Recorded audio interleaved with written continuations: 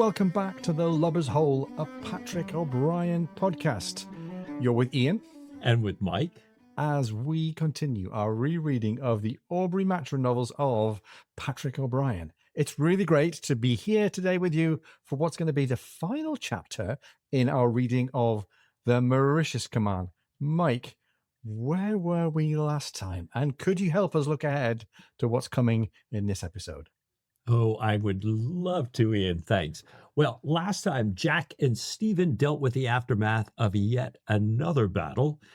We saw a demonstration of Stephen's notorious brain surgery skills, after which Stephen was dispatched to bring sedition to the Catholics of Mauritius. But he got a nasty dunking in the doing thereof. And then at last, we had the enemy in sight and Jack Aubrey given the chance to take on Commodore Amelon on equal terms, which, of course, as we recall, he did very successfully. This time, Ian, the pieces fall into place for the final stages of the invasion of Mauritius, what we've been kind of waiting for the whole time. We get to find out how all that goes, how it plays out in the novel and in real life. Right. There's resolution for Stephen, a boiled baby for Tom Pullings, grief and anger for McAdam, unearned glory for Admiral Bertie, and a delightful piece of news from home at long last for Jack Aubrey. Oh, it's great. Really, really looking forward. I mean, I always say that, but I'm really looking forward to this week because this chapter, for all, we've talked about how we weren't necessarily counting Mauritius Command at the very top of our hit parade of favorite O'Brien books, but this has been a real revelation, Mike, digging into this with you. And when we look at all the great plants, the great seeds that were sown, if you'll forgive the metaphor, right at the beginning of the novel, we have all kinds of payoffs, all kinds of new green shoots emerging, shall we say, in this chapter. Thematic seeds that O'Brien planted in the ground hundreds of pages ago, finally bursting into bloom. But, Mike, before the drama hits, the chapter opens in a state of bliss. You might say roseate, absolute bliss. Jack is sitting in his cabin, and we are in traditional Patrick O'Brian over the shoulder of someone writing a letter mode. And Jack is writing home to Sophie. The Boadicea, as he describes to her, is surrounded by hard-won prizes. They're towing the Bombay and the Venus. Jack's writing about how exhausted the hands are from all this towing and refitting. He drops in a little bit of lower deck humor. He says, to reward the men, he had ordered the other half of their grog served out, but they had also accidentally found their way into the enemy's spirit room. And he very comically tells Sophie about the alcoholic aftermath of this episode. Right. He tells Sophie they rolled back that night like a whole herd of Davy's sows, ending up with 14 of the men in irons. Some of those men, they didn't accidentally find their way in, and they're in irons. So for our listeners, Davy's sow is a great old English proverb for someone who is blindly, staggeringly drunk. It's a hilarious image, and Jack's in such high spirits that he doesn't even seem genuinely angry about this breach of discipline. I think something that would have normally set him off like crazy. Yeah, I think so. By the way, I think Drunk as Davy Sow appears in the script of Master and Commander Far Side of the World. I've got a feeling I've heard Killick saying that in the movie. I don't know where that comes from. Maybe I'm right, maybe not. We'll have to see if that qualifies for a Russell Crowe alert or not. Back to the old days of the show. Oh, bless. Very good. Anyway, as you said, Mike, Jack is very cheerful. This is sanguine Jack all the way through the chapter. Despite all kinds of things that are going to come his way. On the other side, we've got his buddy, Colonel Keating, who is already looking ahead to the possibility of a slight. And Jack writes back to Sophie how Keating is terrified that, in quotes here, any gouty old fool of a general might arrive on a palanquin at the very last second. And a palanquin, we think, is a kind of very elaborate version of a sedan chair, a great big canopied thing carried on the shoulders of bearers to convey celebrities and royalties and high status figures around in Asia. So Keating thinks that some gouty-eyed fool could arrive on one of these very ornate contrivances, take over the attack at Mauritius, Keating is speculating, snatch all the glory, get promoted, and be given the Order of the Bath. And this is Keating, as described by Jack Aubrey, to Sophie, ranting about something that hasn't happened yet, but he foresees happening. We're going to have to see in this chapter whether Keating's foresight is going to pay off here. Keating is vibrating with anxiety. He's already looking ahead to this bit of overreach. He's desperate to prevent any newly arriving general with anything like a fait accompli that Keating has helped to create. And Jack has to think about this. And there's a funny little moment as Jack is writing all this down. He pauses and he asks Stephen, how do you spell chimera? So, Mike, what's the connection with chimera here? Well, chimera is that mythical Greek beast made of mismatched animal parts, which came later to mean a wild, impossible illusion or a phantom fear. So Jack clearly thinks Keating's fears of an arriving general are complete nonsense or a total chimera. It's an ironic, brilliant plant by O'Brien here.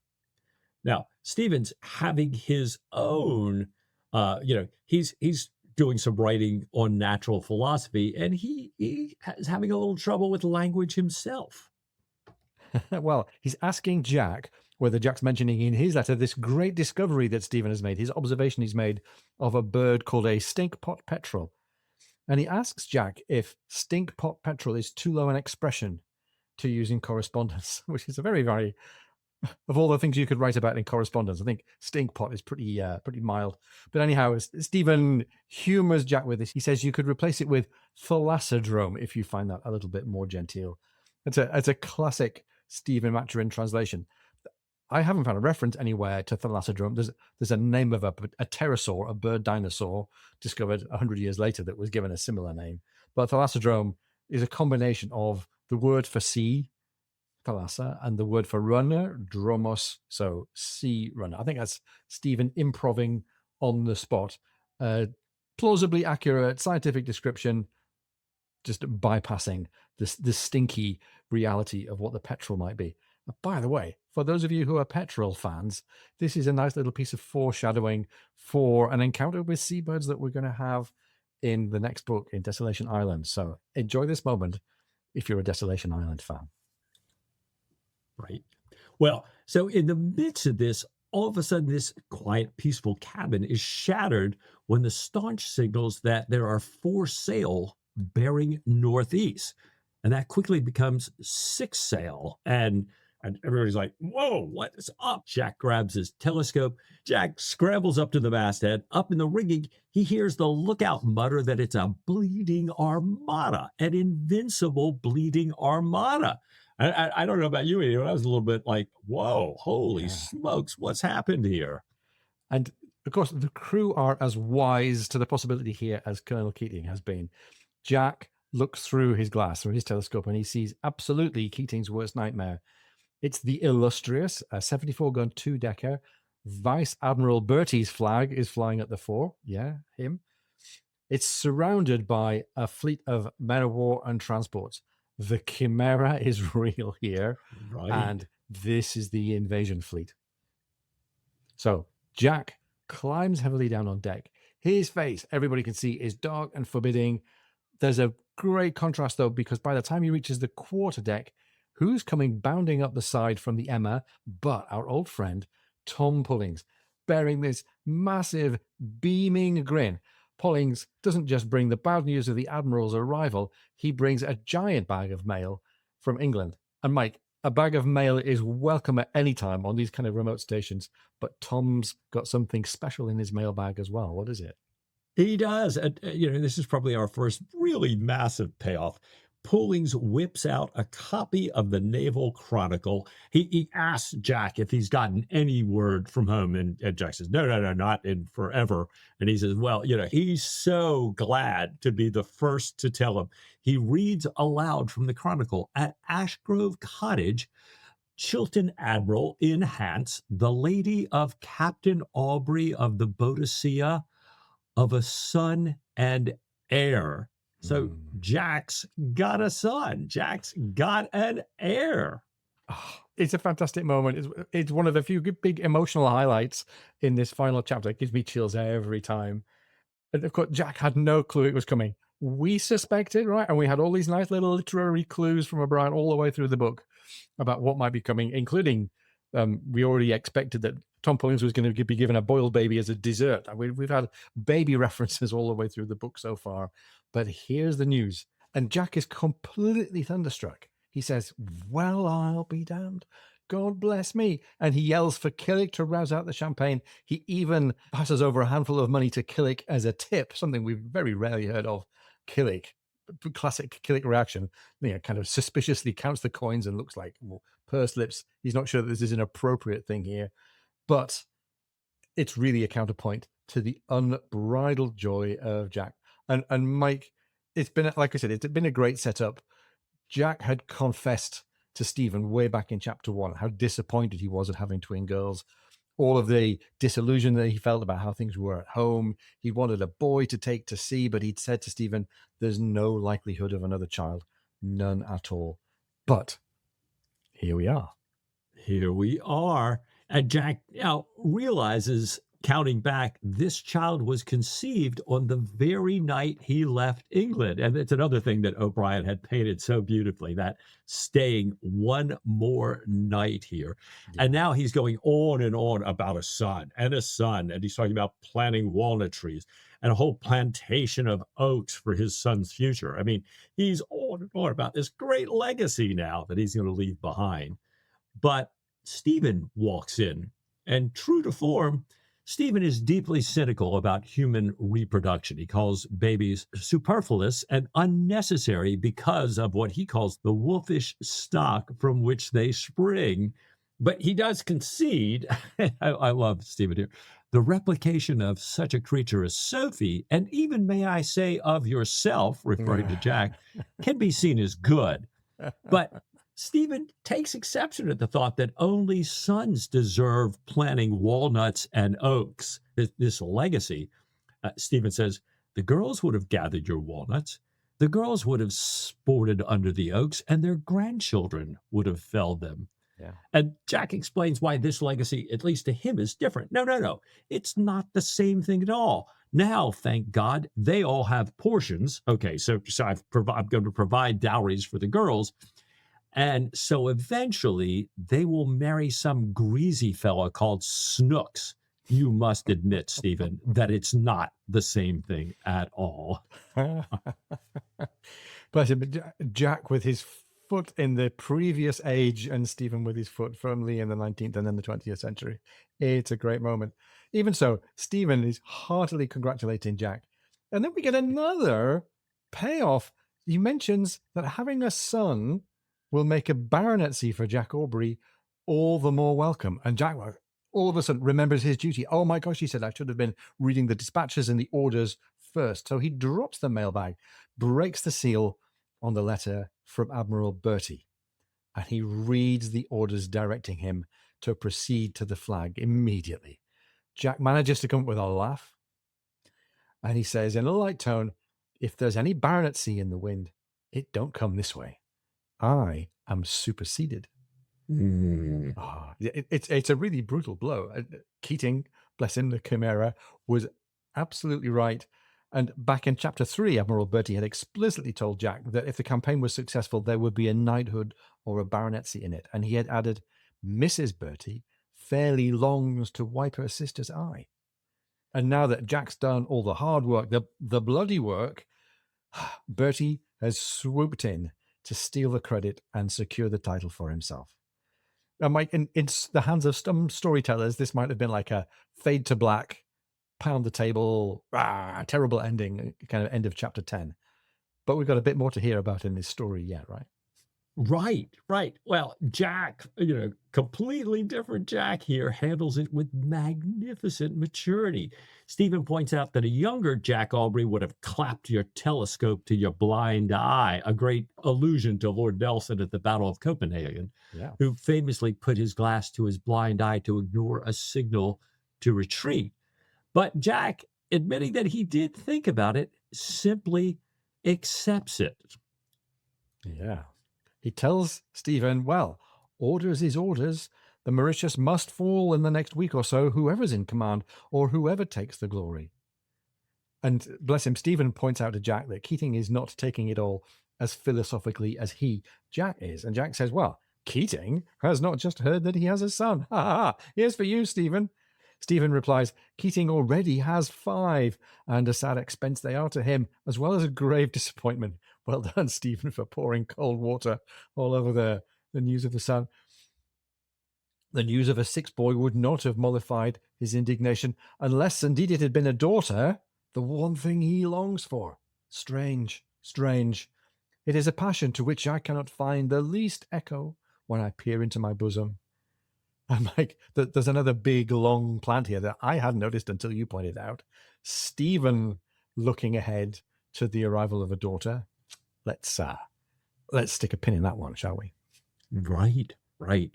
Well, Jack might be taking it well, but the entire squadron is practically vibrating with indignation. Yeah. They know that this means that their hard-earned prize money, and they're thinking about, wait a minute, all those captured Indian men we're about to get back, all that money, all the French, all this stuff is going to be diluted into nothing by the arrival of this massive fleet. They've set all this up, and O'Brien writes, the totally unnecessary appearance of a 74, 8 frigates, 4 sloops, and maybe a dozen regiments of lobsters would reduce the share of all who had done the real work to half a pint of small beer, if that. Whoa. So everybody's feeling this pain. Jack seems to be the only one who's kind of sanguine about it. God bless him. That's how big the news is for him. Anyhow, as they arrive in Rodriguez, Jack orders a salute to the flag from the Boadicea, and he gives the painful formal order for the striking of his own Commodore's pennant. And off he goes to meet the Admiral, now in the form of a mere post captain. And as you say, Mike, this is a very philosophical, very mature Jack Aubrey, yet more personal growth here for Aubrey. One crew member expresses the wish that the salute would be loaded with grape, but Jack is not thinking that way. Jack crosses over to the flagship to meet the Admiral.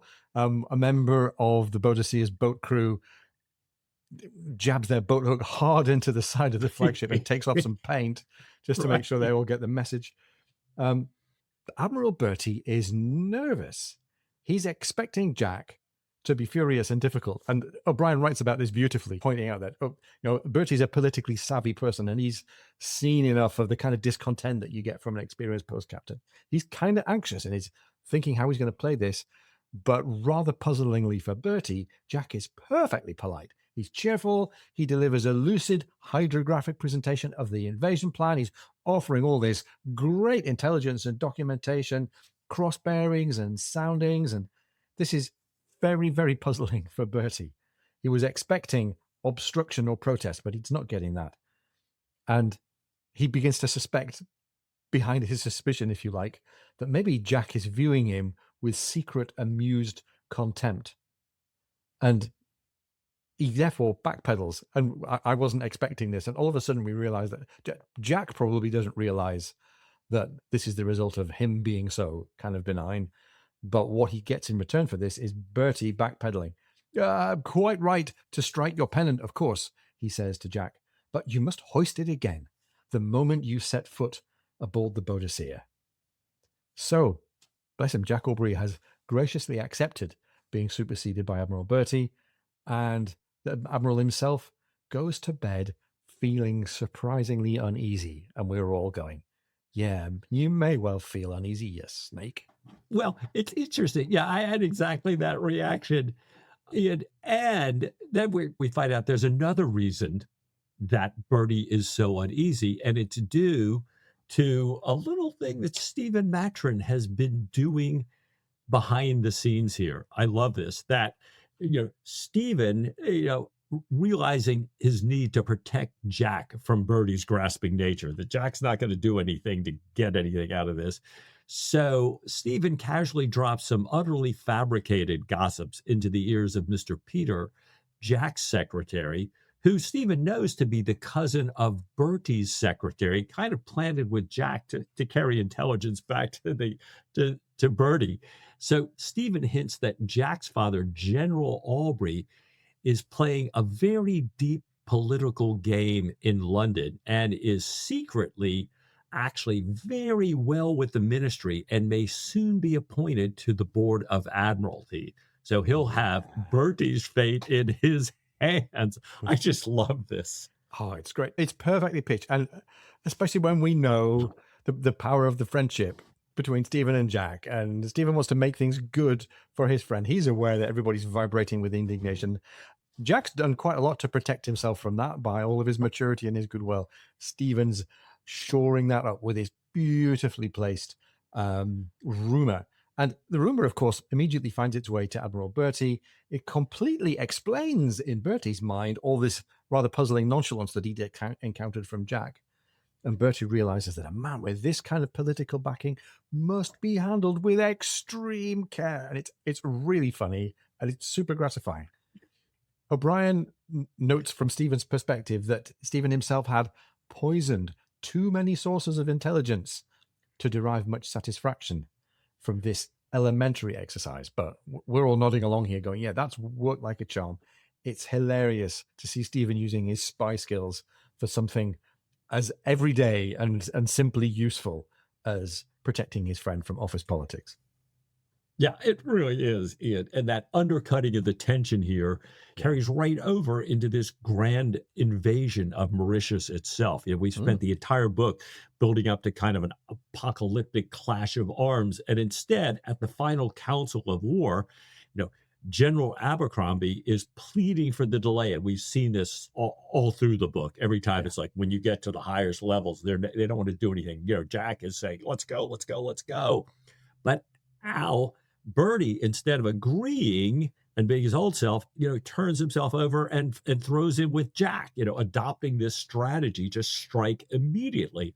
And the fleet sails and the actual conquest runs its, Brian's words, leisurely course. I was like, leisurely course, what? And it's funny, by the way, the encounter that Jack had with Admiral Bertie and the description of the invasion are, again, to totally undercut all of the tension, are written third person, are written in reported speech, as if they were in a dispatch. And it's a really nice turn. Partly it's being efficient with prose, right? Because O'Brien knows this is his last chapter and he's got some stuff to get done. And partly, like you say, Mike, it's just undercutting our expectation. There's no melodrama here. He's just going to get on and say, guess what, folks? This is what actually happened. So the regiments march and countermarch in a very rational, scientific manner. Everyone is pleased.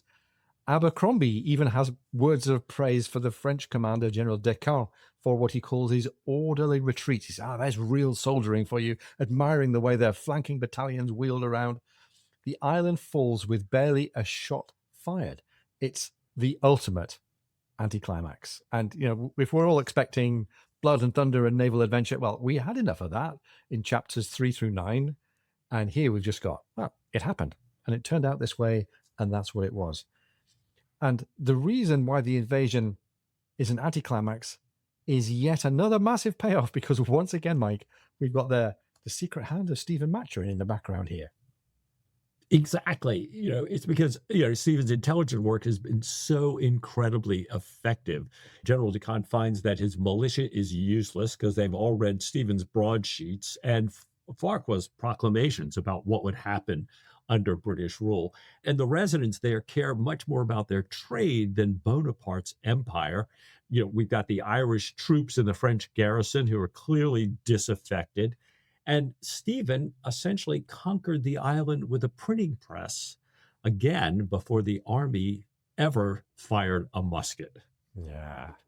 And while the military men are doing what Stephen calls, or O'Brien calls, the rural jesters, all the kind of marching about in fields, Stephen walks up to the military hospital to check on Lord Clonfert. And Mike, for me, this is the pivot into the really fascinating part of this final chapter. We've had the opening part, and now we get to find out what's going on with Clonfert.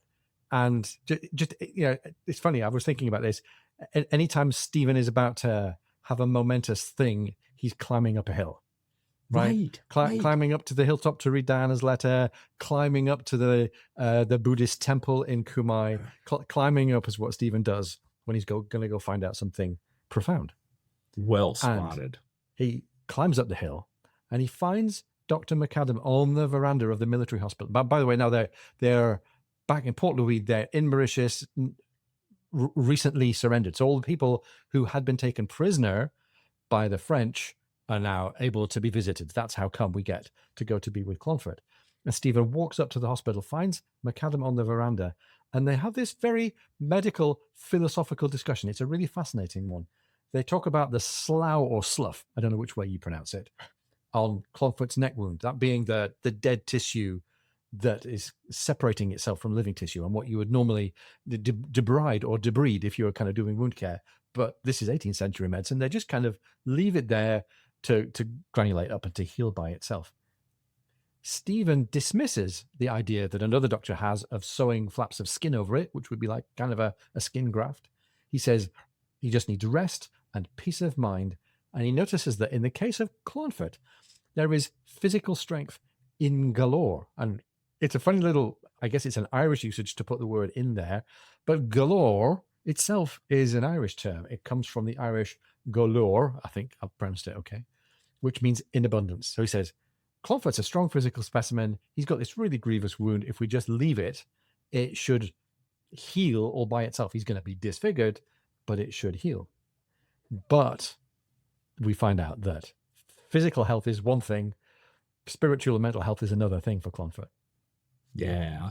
Clonfert's peace of mind is entirely gone. He lies silent, listening for gunfire hour after hour, like, what's happening? When's the big battle coming? And this prompts Stephen to ask McAdam a profound psychological question.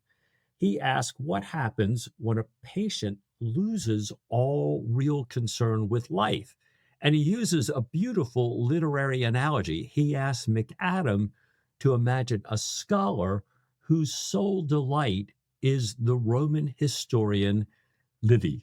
Right. And this historian, Ian, you were telling me about this, wrote a monumental history of Rome, but most of the books had been lost to history. So Stephen's saying, imagine the scholar who mysteriously stumbles upon these lost books, carries them home, but finds he no longer has the courage or spirit to even open them. He's lost interest in all the books.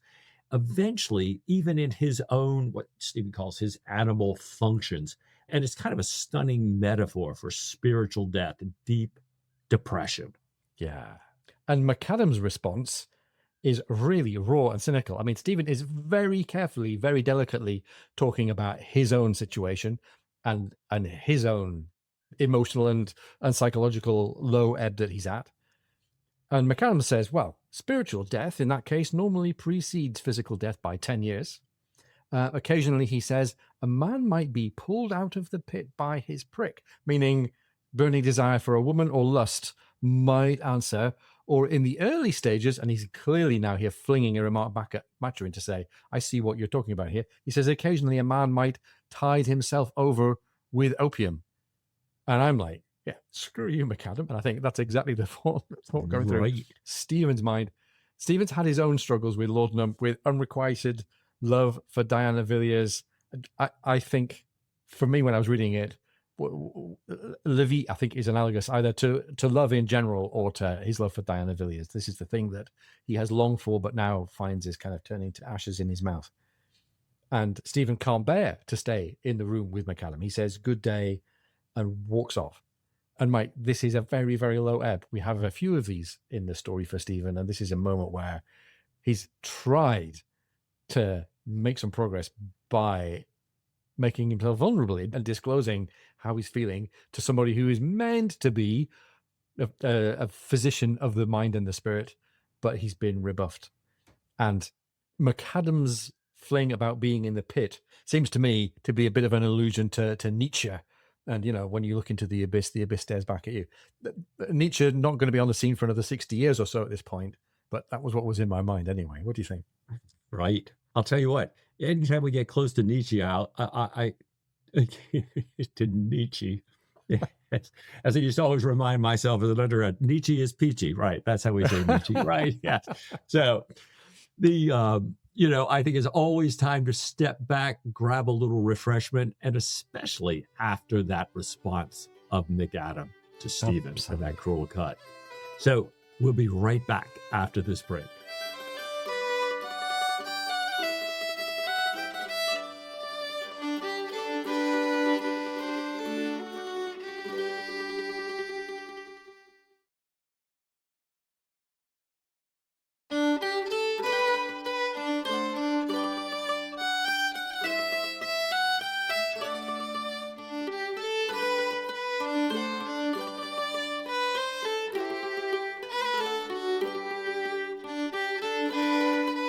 Welcome back. We hope that you got some dandy candy at halftime to go with your peachy nietzsche. Stephen has taken his leave from this really depressing, really downbeat conversation with McAdam, and he's walking down the hill. And we've had such a dark tone. O'Brien sees that as readers, we need to be transported into something lighthearted. And he gives us one of these scenes that blends sharp comedy with also some tragedy. Stephen overtakes two crippled young midshipmen from the Nereid. So these are Clonfert's former shipmates. One of them is young Lomax. He's lost his leg just at the knee. And there's another midshipman there, his companion, who has an arm amputated and is now with an empty sleeve. And these two midshipmen are painfully hopping down the road, propping each other up, just trying to get a glimpse of their frigate in anticipation of the moment when her British colours are going to be up at the masthead once again. And Stephen's furious with these two midshipmen at the risk that they're taking, and all of his instincts to protect and heal kick back in here. Again, I think in just a position with what's been going on with McAdam back in the hospital there with Clonfert. So he's furious at the medical risk they're taking. He knocks on the door of a local rich house. He commandeers a chair and two stout black men and has Lomax, the one with only one leg, carried down in some style. And the moment they reach the rest of the mobile survivors from the crew of the Nereid, Stephen spots Lieutenant Yo, whose face is covered in a great bandage, and asks Lieutenant Yo, in a moment of real Stephen kind of off the wallness, would you go back aboard? Once you're back aboard, search carefully on the Nereid for this bolster full of missing dodo feathers, because this is a thing that Stephen really, really holds dear. And it's a real absurdity in the midst of a military surrender, right, Mike? It really is. I mean, this is great because, right after Stevens asked this, the French colors are coming down on the Citadel. The Union flag is going up. The fleet fires this rolling thunder of a salute. And I love that. This is just so O'Brien and so Stephen and dodo feathers. Well, now we've got Stephen walking back through town, noting how the closed shutters in town make it look like the plague is abroad.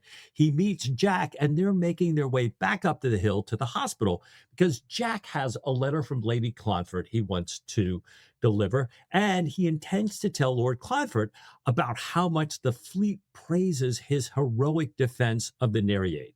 And so I'm thinking, all right, this will be a nice turnaround. I like that, especially after that last visit there. But no. The tone is, if anything, even darker. In fact, it's a really violent shift. There's chaos in the hospital courtyard. Stephen pushes through the crowd. And by the way, Mike, Stephen pushing through the crowd gave my heart a little twang there. Takes me back to Dill and Bombay. But anyway. Right. Pushes through the crowd, looks up at the veranda, and there is Dr. McAdam standing. He's absolutely drunk. He's shouting, and this little section ends with McAdam roaring out to the crowd, "Make a lane there. Make a lane for the great Dublin physician. Come and see your patient, Dr. Maturin, you whore." And this is brutal. And by the way, it's a chillingly brutal cliffhanger as well. Like, what is it that McAdam wants Stephen to come and witness? Clearly shattering the joy of a potential British victory here. And what is it that we see, Mike? Yeah, well, it's a shocking, brutal greeting. Stephen goes into the low-ceiling room where the shutters are drawn against the sun, finds Clonfert lying on his back dead. He clearly has deliberately torn the bandages from his ruined neck and opened his carotid artery. And I'm just trying to take this scene in. Yeah. And once again, we've got McAdam, kind of pounding here. He's sitting on the side of the bed, weeping, absolutely inconsolable, and explains to Stephen what's happened. The cheering for the French surrender had woken Clonfert up. McAdam had told him that Jack Aubrey would be there soon and that Jack was going to give him back the Nereid. And Clonfert's response, as reported by McAdam, was, "Never, by God, not from Jack Aubrey." And as soon as McAdam had stepped out of the room, Clonfert ripped the dressing away himself. McAdam looks at Stephen and says, "Your Jack Aubrey destroyed him. Jack Aubrey destroyed him."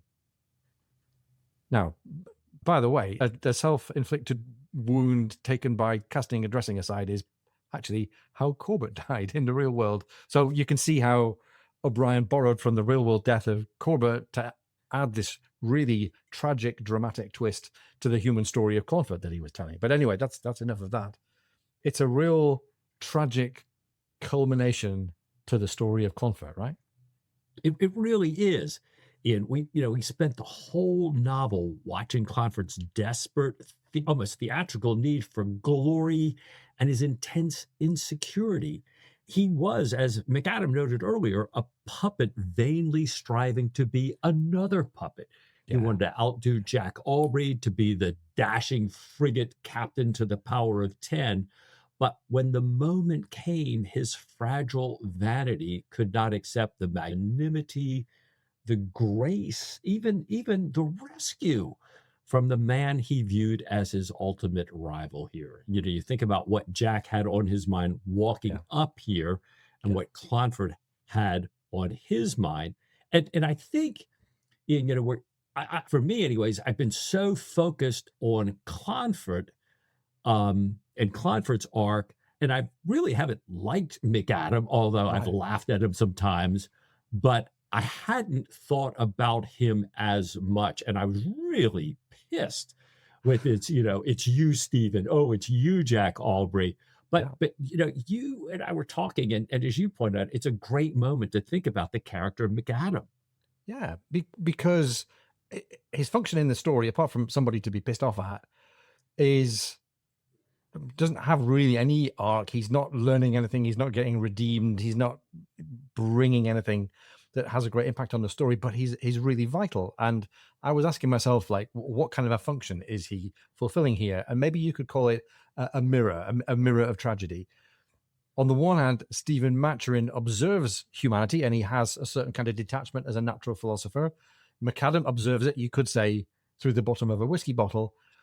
But McAdam hasn't managed to maintain his detachment. He has formed this really close, certainly from his side, there is love for Clonfert, and this is a much more despairing and dependent and misery-creating relationship than Stephen's attachment to Jack. So there's yin and yang. We've got Jack and Stephen on the one side, and we've got Clonfert and McAdam on the other. And to hold McAdam's character up next to Stephen is really interesting. McAdam is very loving of and caring for, in his own strange way, the object of his study, but he's also sickened by the vanity of Clonfert's that he sees there. And I was wondering, are there any parallels in literature for characters who play this sort of attached but detached foil or mirror to another main character? I've got a couple here, Mike. Let's see how they fly. The first one that I came up with a bit of a dig around was from Antony and Cleopatra. Patrick O'Brien loves Shakespeare, and in Antony and Cleopatra, there's the character of Enobarbus, Domitius Enobarbus, who is the lieutenant to Mark Antony. He loves Mark Antony. He's the only character who can see Mark Antony's obsessive pursuit of Cleopatra for the folly that it is. And just like McAdam, Enobarbus provides all these witty commentaries. He eventually deserts Antony when the folly becomes too much and dies of a broken heart after the denouement of the tragic relationship between Antony and Cleopatra. So here we have somebody who is destroyed by his own clear-eyed vision of the person that he's following. There were also some characters in Tobias Smollett. Tobias Smollett was a writer, an 18th century sort of roistering naval tales writer, and he often wrote in his stories a naval surgeon whose role was to be the educated medical man passing comment on the stupidity of his heroes. I don't think there's the kind of personal tragedy and dysfunction in Tobias Smollett's work, but that kind of came up as well. And the other one was in Greek tragedy. And forgive me, Mike, if we're reaching far here, but let's try. McAdam is a kind of chorus figure, I think. And there are often secondary characters in Greek plays. I'm not going to claim to be a great scholar of Sophocles and Euripides, but with a bit of research, in Medea, there's a nurse. In Electra, there's a tutor. There are often these individual characters who are there to comment to the audience with a kind of grounded perspective on what's going on with their crazy hero. They're often social inferiors, just as McAdam is. They offer the kind of detached advice that is ignored by the hero. Again, parallel with McAdam. And they get to lament the hubris that's being exhibited by their principal characters. I'm kind of reading that's going, yeah, this is McAdam all along. McAdam acts as Clonfert's internal chorus. He understands the fatal flaw of Clonfert's need for praise, his vanity, but he's powerless to stop, and the tragedy continues on regardless. I love you and Karen and everybody, you know, as you get back into Shakespeare, you get back into the Greek and everything. And, you know, we talked a little bit about this more modern foil, kind of Dr. Watson versus the anti-Maturin here, which I thought was fascinating here, that, you know, if Clonfert is the dark Cochrane, then, you know, okay, so now if we're putting a Sherlock Holmes spin on it, and Stephen Maturin to Jack, you know, McAdam is kind of the dark Watson here. You know, Jack being the Sherlock Holmes version of Cochrane, and McAdam being the Sherlock Holmes version of the dark Watson here. So, you know, Watson's kind of a moral compass that keeps Holmes tethered to humanity. And McAdams, I think, would love to be that tether that Clonfert desperately needs, but is constantly rejected by Clonfert. And so he doesn't mocked and humiliated sometimes by it. Right. You know, and you know, tossed out to these sycophant people. And McAdam also becomes kind of a sycophant himself here. Now, you know, big contrast with Stephen. Stephen uses insights to manipulate the world, his intelligence and espionage, in order to heal it. And McAdam seems to use his insights merely to endure it. Yeah. And while perhaps they work well for patients, he certainly is not a patient who can heal himself. Mm-hmm. Stephen is, especially in this book, kind of a man of action here, and in others as well. I mean, he always sets this thing moving. I mean, we see that all the time. McAdam is a man of observation who's paralyzed by what he sees. That's why, you know, albeit Stephen is in his opium, he's not living at in the bowl of his opium pipe the way McAdam seems to live at the bottom of his bottle here. So, you made a really interesting observation here about O'Brien and kind of thinking about all this together. Right. You could say that one of Stephen's purposes that he feels he sometimes has when he's in good shape is to change the world. Like, he's committed to overturning the tyranny of Bonaparte, and he won't take payment for the work that he does. He's a man on a mission to change the world in a way. And maybe the message from this particular story with McAdam is that if you want to change the world like Stephen, you ultimately find that the world is unbearable. And that's where Stephen has got to. He's done trying to change the world because he's thinking, well, nothing much fundamentally has changed. Is the world even worth it? And on the other hand, if like McAdam, as you say, Mike, he's just trying to find a way to endure the world, or observe it, but not be sucked in by it, you end up doomed to be fruitless and impotent. So you're either permanently angry at the world, or you're permanently in a hole of despair. And maybe this is O'Brien talking about the curse of humanity. You can't be both a cynically detached observer and an active participant in making the world a better place. You can't be perfectly at both poles. And maybe the success of Jack and Stephen's fantastic friendship is that they get to be the balancing force for each other. Stephen gives Jack a bit of perspective and self-knowledge, but also gives him a cause to be alongside. And Jack gives Stephen some energy and some steel and some light and some kind of power in his life that Stephen might lack if he just stayed kind of in his monk cell the whole time being a philosopher. They're the balancing opposite for each other. And it's taken Clonfert and McAdam to bring that back to our attention. And remember, this was a return to writing for Patrick O'Brian after several years. I never realized it the first time I read through, but now I'm thinking this aspect of the Clonfert and McAdam story is a brilliant way to remind us all of the power of the friendship between Stephen and Jack. And I hope that makes sense, but I think it kind of really helped me understand why I thought this final chapter was so great. Well, I think you're absolutely right, Ian. I just think that there's clearly something, and would come back to this over and over again about this friendship between Jack and Stephen that is there. Yeah. I just love it. So we will come back to that at the end. Yeah, thank you, Mike. And it's really fascinating to think about it as well. McAdam is playing this role of highlighting and juxtaposing and contradicting all the kind of friendship and the virtue that's in Stephen's world. He's also playing a role for us as readers, I think. And I have a feeling that O'Brian has placed him there to help us as readers make sense of Clonfert. What do you think? I think you're right. That he's there and really helpful because he validates our frustration with Clonfert. Clonfert, this peacock who is brave but agonizingly vain and just does stupid stuff. Yeah. And without McAdam's detached confirmation of those flaws and kind of what's going on underneath, Clonfert might just seem like a poorly written attempt at a hero or anti-hero or something.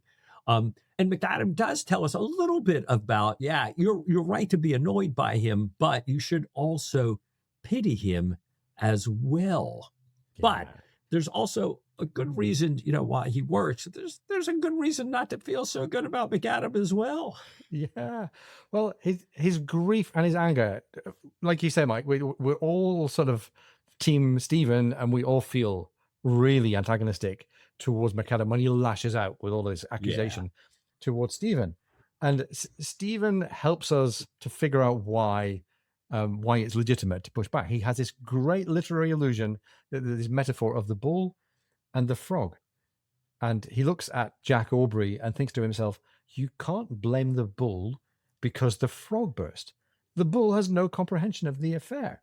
And he's talking about Aesop's fable of the frog and the bull. A vain little frog talking to its father asks about how come we're not as big as bulls. And the father puffs himself up to try to mimic the size of a bull or an ox until this vain posturing frog bursts and is destroyed.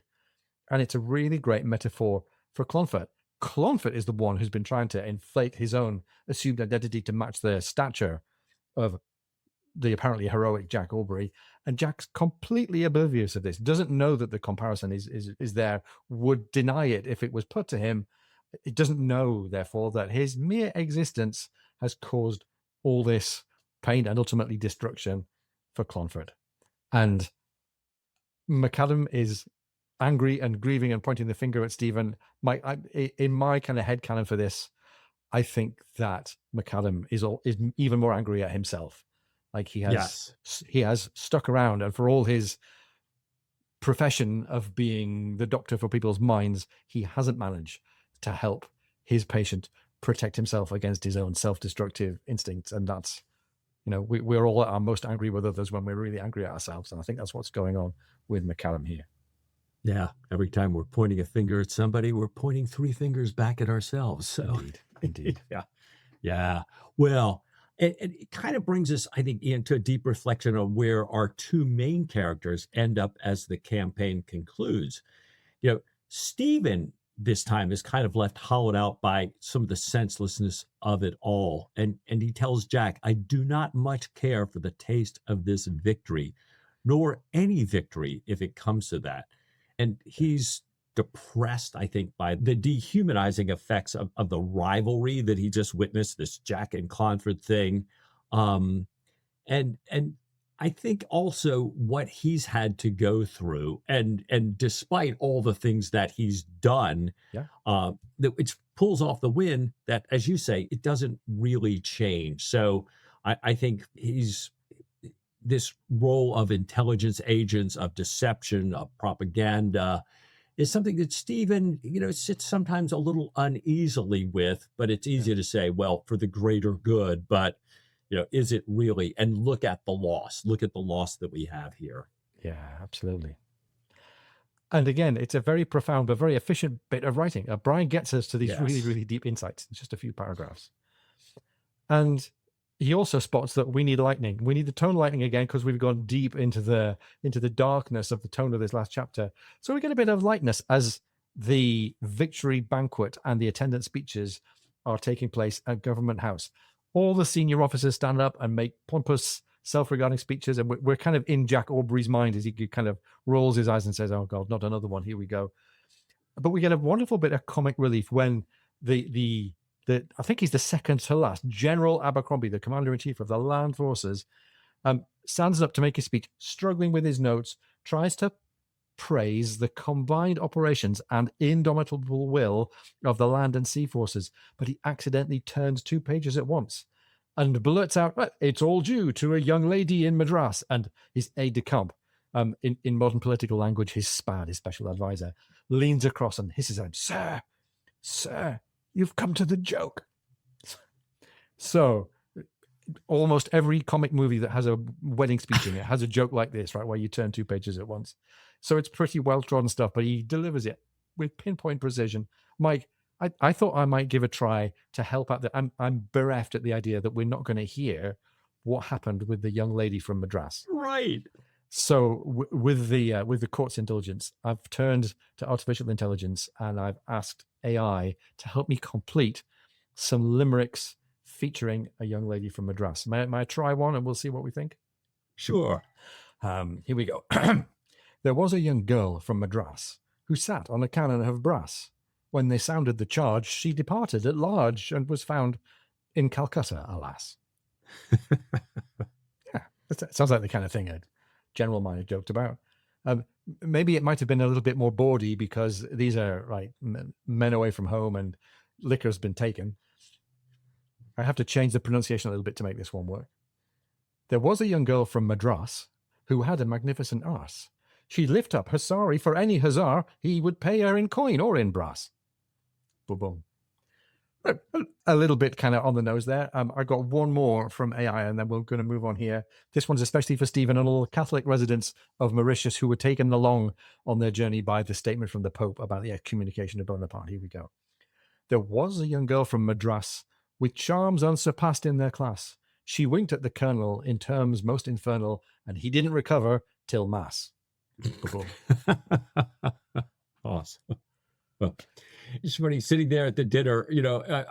I wish we had heard, as you said, the joke, the limerick, whatever, and the fact that Aubrey's sitting there thinking, he's kind of like awful in this thing. His thoughts are back home, but he's thinking about how all these people are puffed up and they didn't do any of the work, but now they're going on and on and on, and Jack is still, flying high on the news that he's received, but he notices that Stephen is completely unamused and notices, in fact, that Stephen is secretly drinking the wine that keeps being poured into the governor, who is a teetotaler, into his glass just to cope with his grief and the sheer tedium of this event. Yeah. It's funny. I was looking at that and imagining the scene. I'm thinking, Stephen doesn't drink. Like he does drink, but he's not a big drinker the way that Jack is.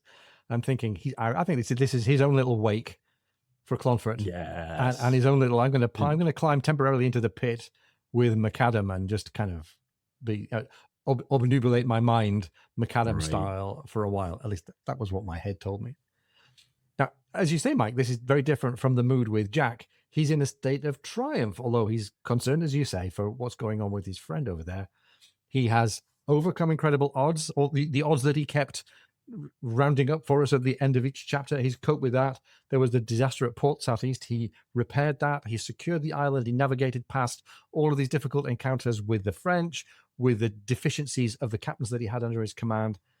And his reward, unlooked for as far as he's concerned, but a very natural political move as far as the Admiral is concerned, is the ultimate plum. And by the way, a plum is a naval slang for a desirable assignment, a cushy billet, as you would say in British kind of military slang.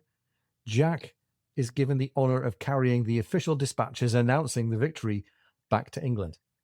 And as Jack notices, that means attendance at the court. It's going to mean kind words from the king, likely promotion. And as this chapter, the words of this chapter at least come to a close, most importantly, a fast voyage homeward bound for Jack Aubrey.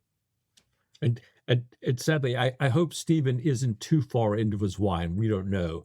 No. But, I'm hoping that he's hearing this, because Stephen and Jack had talked about this earlier, that, one of Bertie's relations going to get to carry this news home. Yeah. There's going to be nothing for Jack in here. Yet, because of Stephen's intelligence work, is poisoning that intelligence. This is why Jack gets the plum, but we don't get to see that. We don't get to hear about that part of it. But it's funny, Ian, as we went through this chapter, as I've been listening to it, hearing Patrick Tall and reading it in my Kindle over and over, I kept wondering, again, I can't wait to talk to Ian and find out what actually happened. And I know some of our Patreon supporters and social folks have been asking the same thing. Right. Mike Taylor, our supporter on Patreon, hello, Mike, had asked, was there any kind of inquiry? Was there a real-life inquiry or a court-martial? Was Pym or anyone else held accountable for possibly questionable decisions, incorrect signals? Well, Mike, that is a very good question. Let's do the big picture first, and then we'll get on to what happened for those officers in the context of the Mauritius campaign of 1810. No surprise here, ladies and gentlemen. The invasion and the campaign proceeded very much as described by Patrick O'Brien in this chapter, with the exception of the Stephen Maturin intelligence black propaganda stuff. But the seagoing and the landborne military side of this thing proceeded pretty closely the way that O'Brien described it. It was a relatively bloodless affair. Only 28 British servicemen were reported as killed, and even that might have been an exaggeration. There was certainly some sense of the injustice that was being done to Rowley and Keating, who are the real-world equivalents of Aubrey and Keating. They'd been superseded in the real world exactly as they had been in the text here by Admiral Bertie and General Abercrombie. There was also outrage amongst people writing home and writing about the campaign. There was outrage at the concession that was made to the French, allowing them to march away with their arms and their eagles and fixed bayonets. Like, the French hadn't really earned that, some men thought. And there was frustration at the anticlimactic end of the action. It wasn't going to generate much glory. One captain wrote afterwards, "The only stand made scarcely merited the name of a skirmish. Will anyone be found to rise in the Commons and move a vote of thanks on this occasion?"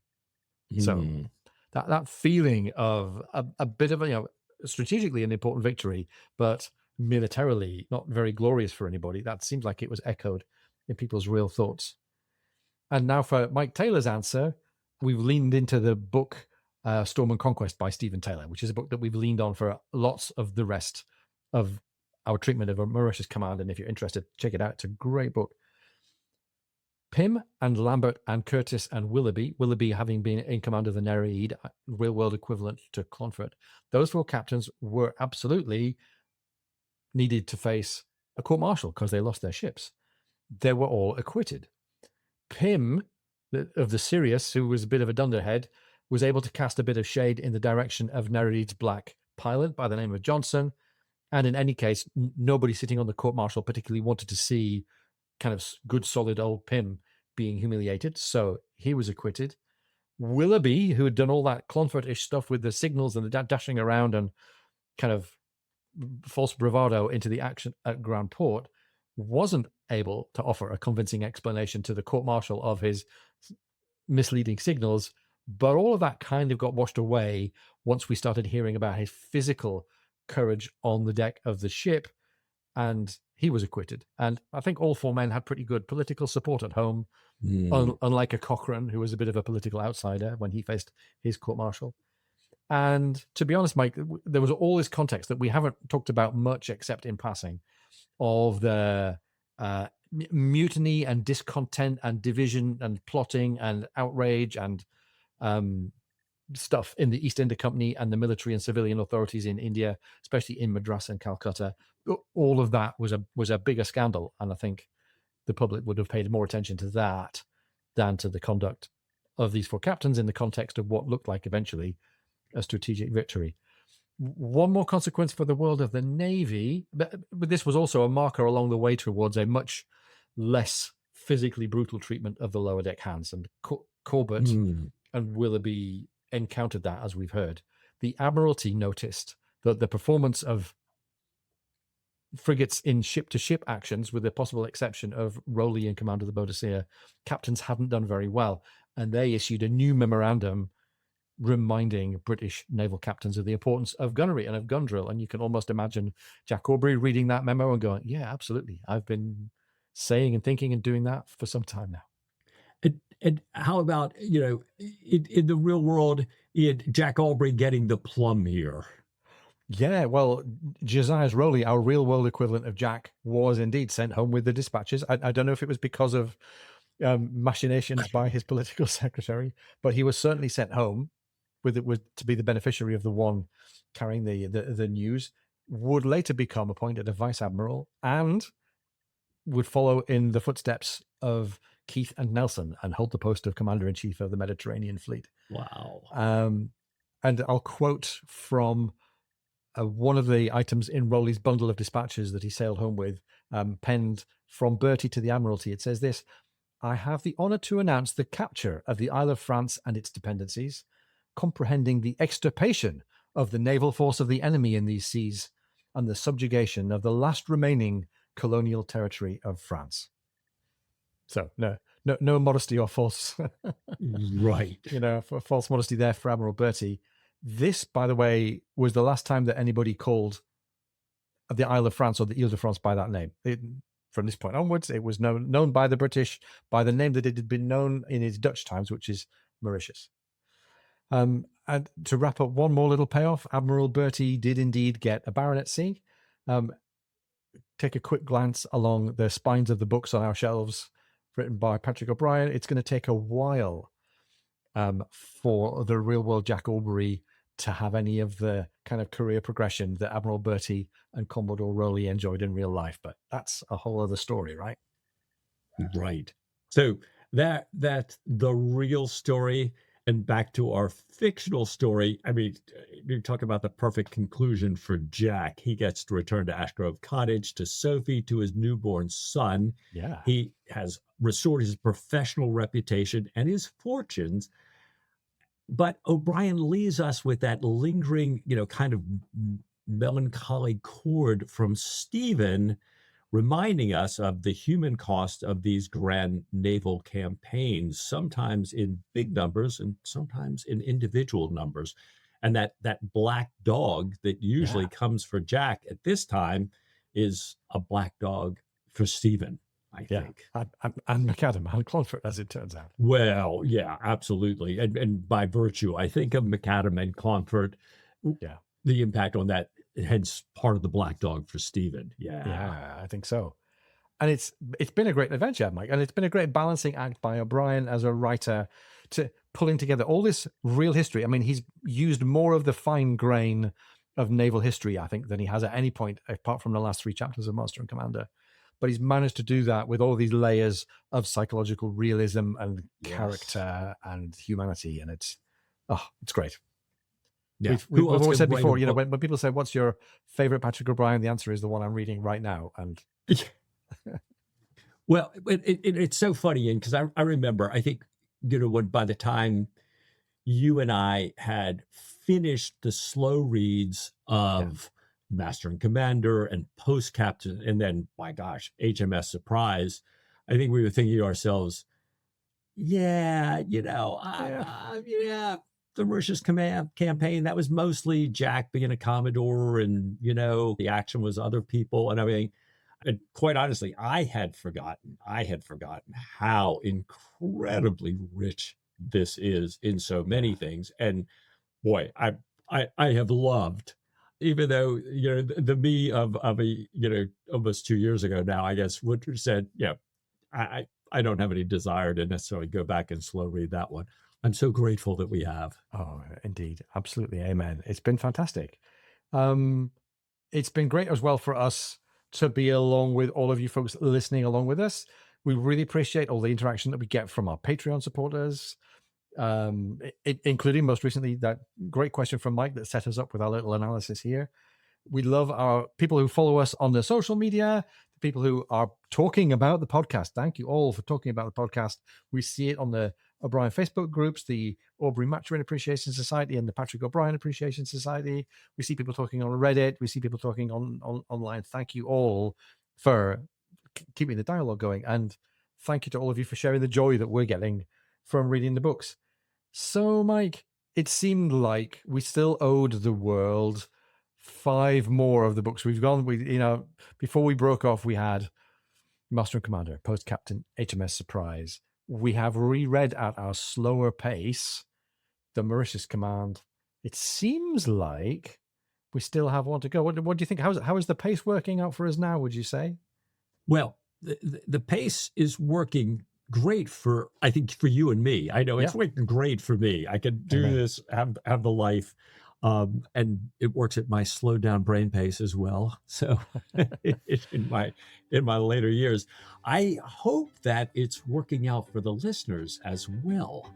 Yeah. So what do you say, listeners, to next time, just a little bit more Patrick O'Brien? Let's see.